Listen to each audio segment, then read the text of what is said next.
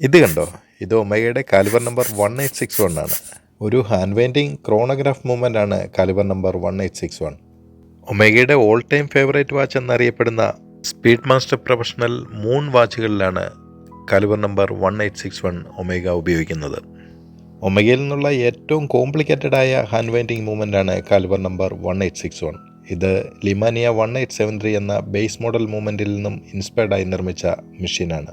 Hand painting chronograph with column wheel ടെക്നോളജിയാണ് ഇതിൽ ഉപയോഗിച്ചിരിക്കുന്നത്. അതുകൂടാതെ 21,600 ബീറ്റ് പെർ അവറും 48 മണിക്കൂറിൻ്റെ പവർ റിസർവ് ബാക്കപ്പും ഒക്കെ ഉള്ള ഒരു സൂപ്പർ ഹാൻഡ് പെയിൻറ്റിംഗ് മെക്കാനിസമാണ് കാലിബർ നമ്പർ 1861. പൊതുവായ വാച്ച് വിപണിയിലെ ഒരു പ്രത്യേകത എന്ന് പറഞ്ഞാൽ ഏറ്റവും പ്രശസ്തമായ കമ്പനികളിൽ പോലും ചില മോഡലുകളാണ് അവരുടെ റവന്യൂവിൻ്റെ ഭൂരിഭാഗം നിയന്ത്രിക്കുന്നതും ഏറ്റവും ഹിറ്റായി മാറുന്നതും. അത്തരം ഒമേഗയുടെ ഏറ്റവും ഇമ്പോർട്ടൻ്റ് 2 മോഡലുകളാണ്, ഒന്ന് സ്പീഡ് മാസ്റ്റർ പ്രൊഫഷണൽ മൂൺ വാച്ചും രണ്ടാമത് sea master professional 300 James Bond 007. നാളിതുവരെയുള്ള നാസയുടെ സ്പേസ് മിഷനുകളിലെല്ലാം പങ്കാളിയായിട്ടുള്ള ഒരേ ഒരു ടൈം പീസാണ് സ്പീഡി എന്ന ഓമന പേരിൽ അറിയപ്പെടുന്ന speed master professional. Omega speed master professional moon watch ഒമേഗയുടെ ഏറ്റവും അധികം വിൽപ്പനയുള്ള മോഡലാണ്. അതുകൊണ്ട് തന്നെ ചെറിയ ചില വ്യത്യാസങ്ങൾ വരുത്തി ഒമേഗ കൊണ്ടുവന്ന മറ്റൊരു സ്പീഡ് മാസ്റ്ററാണ് മൂൺ ടു മാർസ് എന്ന ഈ വാച്ച്.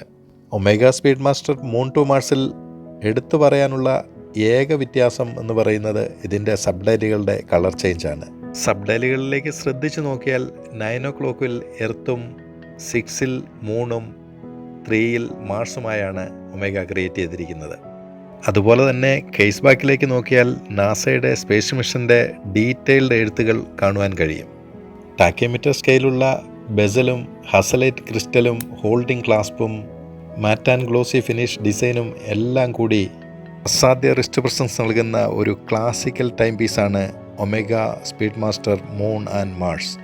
മോഡൽ നമ്പർ 3577 വരുന്ന ഈ വാച്ചിന് 10 ലക്ഷത്തിനടുത്ത് വിലയുണ്ട്.